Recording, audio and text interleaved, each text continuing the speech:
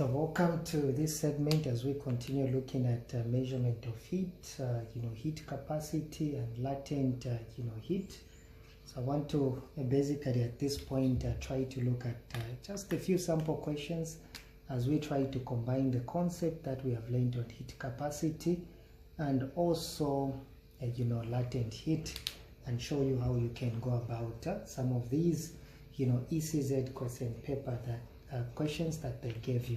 So it says a 5 kg of pure ice at -5 degrees Celsius is melted by a heater. What is the amount of heat required to melt the 5 kg of pure ice? So they tell you take the specific heat capacity of ice to be that, latent heat of fusion to be that, and specific heat capacity of water to be that. So they give you. So now in most cases they are going to be asking you sometimes what assumption do you need to make when it comes to such a question, what assumption. So in most cases the assumption when you are using a heater, the assumption that you need to have is that all heat supplied by the electric heater is absorbed by the material. It could be a metal, it could be a liquid, whatever material it is. So that is the assumption that you need to make. That's the first assumption. All heat supplied by the electric heater is absorbed by the material, whatever material it may be. Two, the second assumption that you can make is that no heat is lost to the surrounding. So that's another assumption that you can highlight when they ask you in the exam. Remember, they are going to ask you with that. Now in this case they want us to find the amount of heat energy. So they want us to find the amount of heat energy. Now we need to draw a map just to help you understand that. If I look at this, we are trying to change pure ice at -5. So if I look at that one, if I draw a roadmap there, we want to change, let me say I've got -5, that's my -5. We want to change pure ice at -5 when it is actually melted by a heater. So now when it is melted, it simply means that it changes into a liquid. So you need to move it from -5 and you're going to bring it to 0 degrees Celsius of water ice. Then from 0 degrees you are going to bring it to 0 degrees of water. Then it simply means that it has melted. So remember, from -5 to 0 degrees of ice you need energy. Let me call that energy as being E1, energy 1. And from 0 degrees of ice to 0 degrees of water you need energy, and let me call that energy as being E2. So meaning the total energy, to move it from -5 so that it is melted up to here, you're just going to add that, and that is what you're going to do. So we need to find the energy there and we need to find the energy there, and we add them. I hope this roadmap is actually assisting you. So I'm going to say what is the energy. So let me say energy of changing it from -5 degrees Celsius to 0 degrees of ice. That's the first thing that I'm going to do. That is my E1. So to find that energy, it is simply mass, specific heat capacity, and change in water temperature. So if you notice the mass, it is a 5 kg multiplied by the specific heat capacity. Remember in this case the specific heat capacity for ice, because it is still in solid form, so the ice is 2100. And the change in temperature, what's the change in temperature? Remember the change in temperature, how you do it, it's not -5, no. The change in temperature is the final temperature is 0 minus the initial temperature, which is -5. So negative and negative will give you a positive. So the change in temperature is simply just a 5. So therefore, what we can simply do is that we can now, try to multiply that. So 5 multiplied by 2100 multiplied by 5, that will give us in this case, 52,500 joules. So that is the energy E1 needed to change it from -5 to bring it to 0 degrees of ice. The next energy that I need is E2. That's the energy I need. That is the energy to change it now from 0 degrees of ice and I need to take it now, you know, to 0 degrees of water. So now remember, the energy needed to change a state, that is what we call as being latent, specifically specific latent heat of fusion. So it simply means that the energy too will be given in this case by the mass and the latent heat of fusion. So remember there, E1 is simply mass, specific heat capacity and change in temperature. E2 is the latent heat, and therefore it is mass times the latent heat of fusion there. So what is the mass? It is still 5 times what is that? They have already given you in the question there.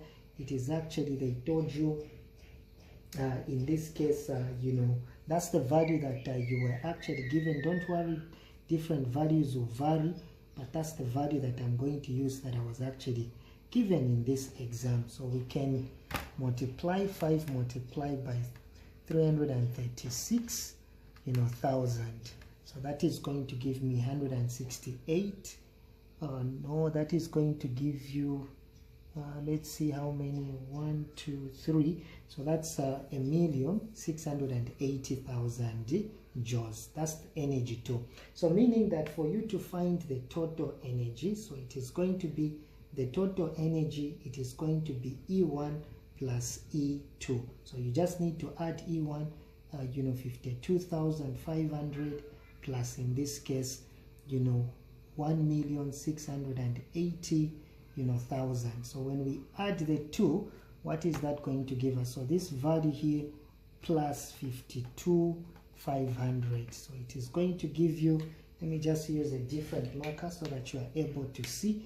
So it is giving me a 173, 2500, and that is in joules. If you want the energy total there in exponential form, will be 1.7, multiplied by 10 raised to the power, to the power 6 joules. So that is what you're going to have. So that's the total energy that was needed in that case. All right. Let's move on to another question so that you are able to see. So please pay attention again when it comes to this question so that you can make more sense of what we are trying to do there. It says calculate how much energy is required to change 5 kg of a block of ice at negative 10 degrees Celsius to 80 degrees of water. Then they have given you all that. Now remember, if I'm to do this one, a roadmap is going to help me. So one, they are telling you that you are moving it from negative 10 to 80 degrees in this case. So remember, you are moving it from negative 10. It should pass through melt, it should be able to melt.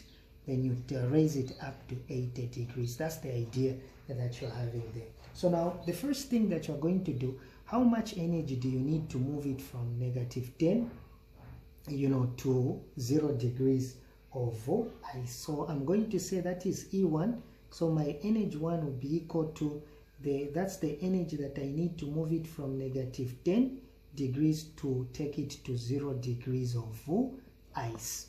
Okay, so what's the energy? I'm calling it E1, and that E1 will be equal to mass, specific heat capacity, and change in temperature. So the mass is simply 5, the specific heat capacity of ice. Please pay attention, it's ice. This is still in ice form. It is actually 21 or 2,100 times. The change in temperature from negative 10 to 0, that is a 10. So if you multiply that, what is that going to give you? To be 5 times 2,100 times 10. So that is going to give us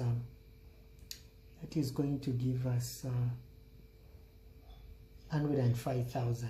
Okay, so that is going to be in joules. So that will be E1. Then from here, you need, again, I will require another energy to change the state, meaning to change it now from 0 degrees of ice to 0 degrees of water. And remember, when you're changing it from that state, that is what we call as being, mass multiplied by the specific latent heat of fusion. So what's the mass? 5 multiplied by, in this case, that is 3.34 times 10 raised to the power 5. All right, so you can multiply by that. So what is that going to give you? 5 multiplied by 3.34, exponent, 5. So what is that going to give me? All right, so it is actually going to give me 167, 1, 2, 3, 4, and that is going to be in joules. That is my energy too.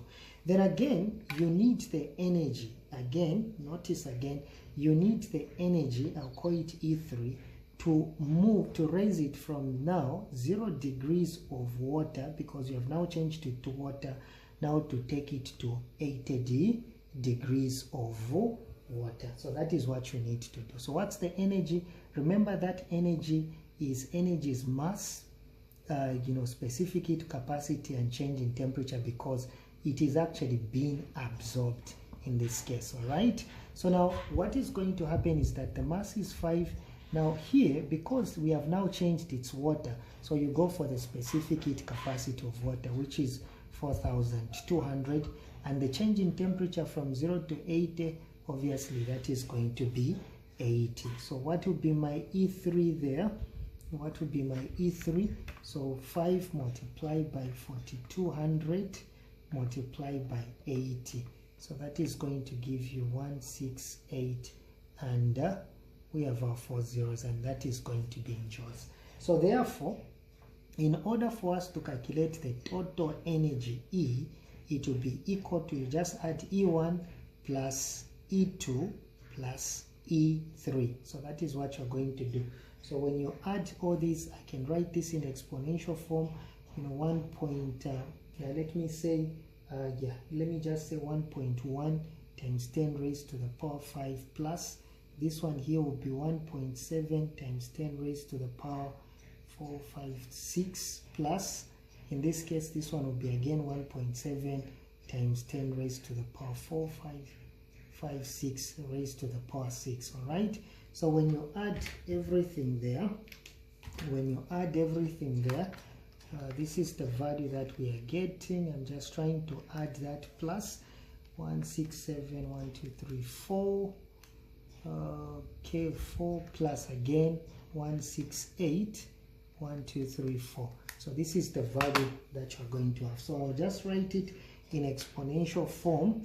It will be 3.5 times 10 raised to, let's say 3, 4, 5, 6 raised to the power 6 joules. So this is basically the total energy that you needed to change it from negative 10 degrees to 80 degrees of water. So please, you can take your time to go through and actually practice. Thank you so much for watching.